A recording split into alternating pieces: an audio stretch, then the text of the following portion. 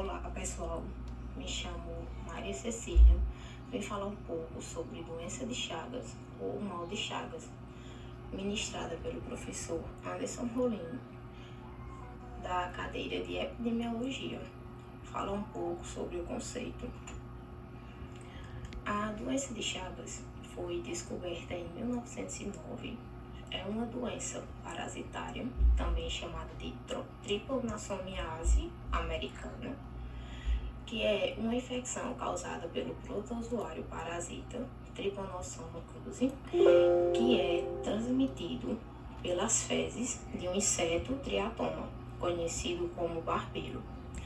Também pode ser considerada uma antropozoonose, resultado de alterações humanas no meio ambiente, que a antropozoonose é uma doença primária de animais que pode ser transmitidas aos seres humanos.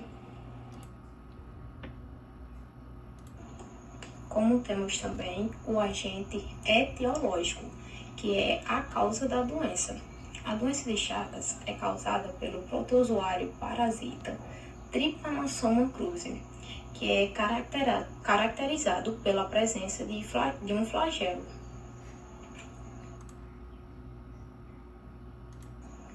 Temos também o vetor. O vetor do Trypanosoma cruzi é o barbeiro. A maioria das espécies vive em meio silvestre. Os barbeiros têm hábitos noturnos, vivem nas frechas de casas de pau a pique, ninho de pássaros, casas de troncos de árvores, tocas de animais e embaixo de pedras, e principalmente em copas de palmeiras de açaí. Geralmente, por isso que é importante fazer a lavagem bem, higienizar bem o açaí, para que não possa ocorrer de que venha o barbeiro em si, para não gerar a doença.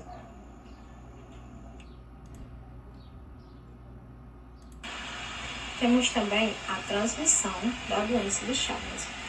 A doença não é transmitida diretamente pela picada do inseto, que se infecta como parasita, quando suga o sangue de um animal contaminado.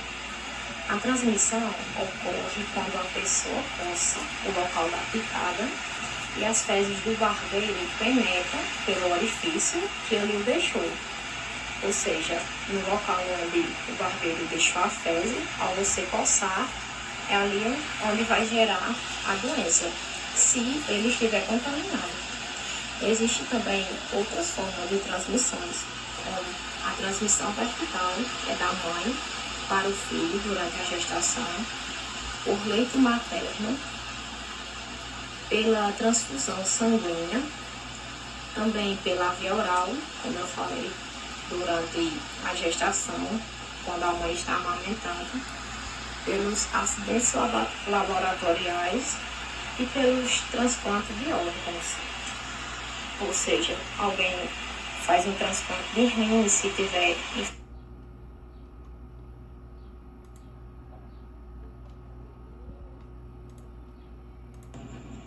Temos aqui também os sintomas da doença de Chagas. A doença possui uma fase aguda e outra crônica. Pode permanecer assintomática por anos.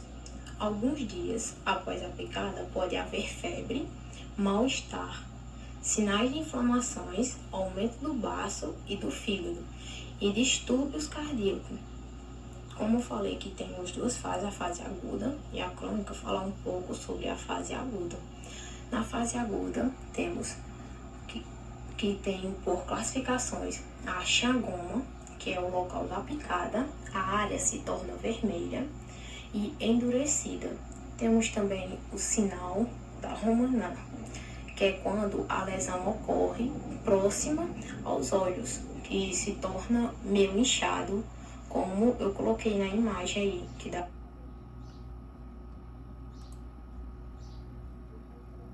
Tem a fase crônica, que na fase crônica pode acontecer muitos anos depois da infecção.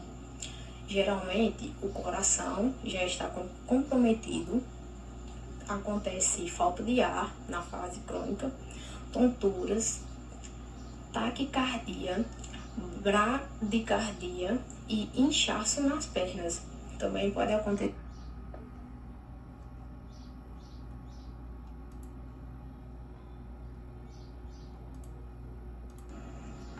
diagnóstico sobre a doença de Chagas.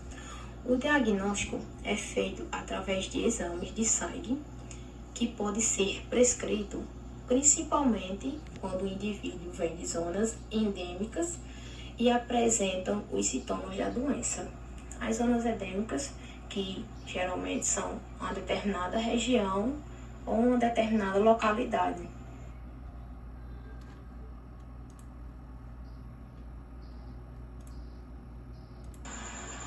O tratamento sobre a doença de Chagas é feito através de alguns medicamentos, como o nifurtimox, que atualmente está fora do mercado por conta dos efeitos colaterais, o benzonidazol e o alopurinol. O tratamento deve ser mantido por pelo menos um mês e o medicamento costuma ser satisfatório na fase aguda da doença. Durante o tratamento sintomático, pode-se usar cardiotônicos, antiarritmíticos e também a implantação de marca-passo. No tratamento, também deve ser indicado por um médico após a confirmação da doença.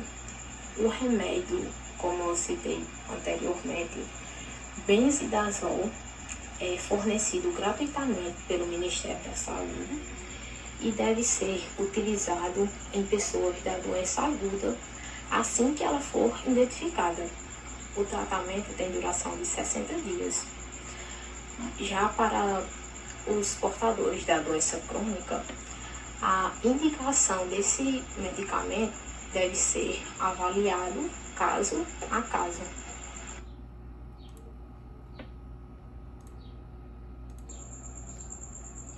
A epidemiologia sobre a doença de Chagas.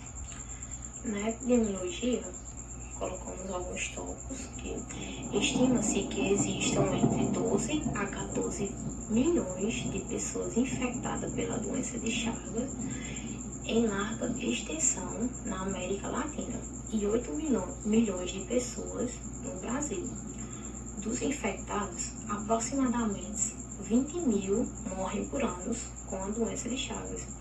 Os indivíduos mais atingidos fazem parte da população pobre que reside em áreas precárias e principalmente nas que vivem na zona rural. No Brasil, é considerada a quarta doença de maior impacto na saúde pública. Sobre a epidemiologia ainda, em 2020 foram confirmados 146 casos de doença de Chagas no Brasil e com uma letalidade de 2%, de 3 entre 146 casos, sendo que todos os óbitos ocorreram no estado do Pará. A região norte apresentou a maior taxa de incidência, que refere-se aos novos casos.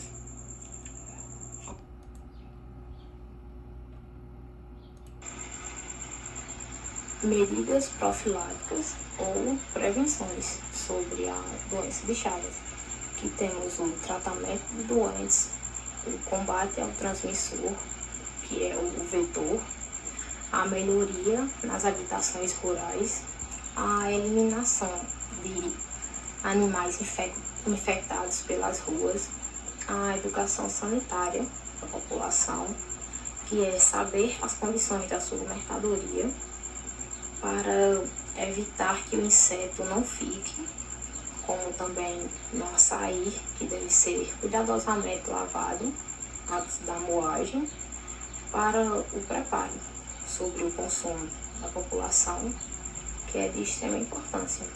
Algumas prevenções também da doença de Chagas se relacionam à forma de transmissão. Uma das formas de controle é evitar que o inseto, o barbeiro, forme colônias das residências, ou seja, tendo algumas formas de prevenções, como em áreas onde o inseto possa entrar nas casas voando pelas aberturas ou frechas da casa. Geralmente é indicado usar-se mosquiteiro ou telas metálicas para impedir de que ele possa entrar na residência. Pode-se também usar a medidas de proteção individual, como por exemplo, repelentes, roupas longas. Quando o morador encontra o barbeiro em sua casa, tem algumas orientações também que pode ser indicada para que ele não possa ser ferroado através do barbeiro, né? E ter uma prevenção, que é não esmagar, não apertar o barbeiro, nem bater ou danificar o inseto, proteger a mão com a luva ou saco plástico para pegar ou jogar fora. Os insetos deverão ser acondicionados em recipientes plásticos com tampa de rosca para evitar a fuga do inseto. Preferencialmente que quando for pôr ele em um recipiente plástico, preferencialmente que eles estejam vivos.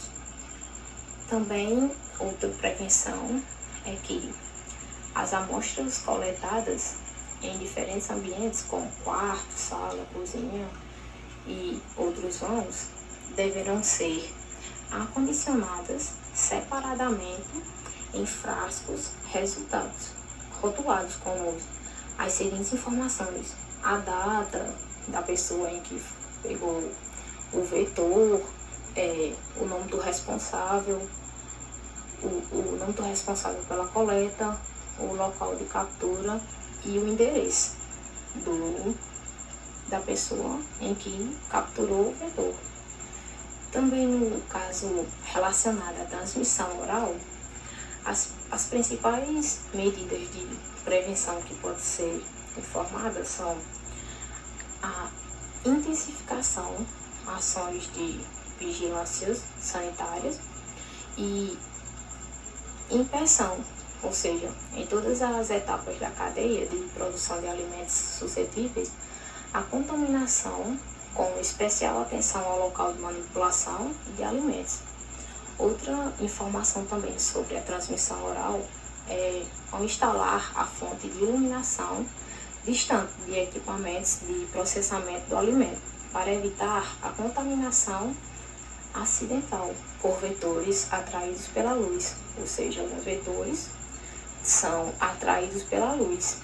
Aí, evitar para não acontecer essa contaminação acidental. Outra informação também é realizar ações de capacitação para manipuladores de alimentos e de profissionais de informação, educação e comunicação. Ou seja, sempre realizar capacitação para manipuladores de alimentos, como os profissionais.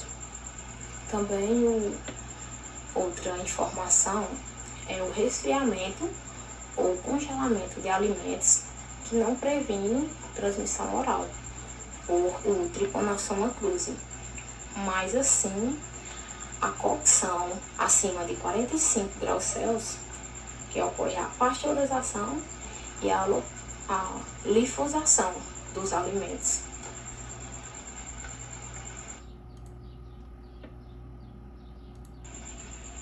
E para finalizar, só algumas observações sobre o barbeiro é que o barbeiro ataca principalmente a população carente e é chamado de barbeiro por atacar geralmente apenas a região da barba. Por ele ser um inseto que ele é atraído através do CO2, ou seja, na forma que você respira, ele segue o CO2, por isso que Geralmente, o posicionamento dele é só a parte do rosto, pois ele é atraído pelo CO2 em que respiramos.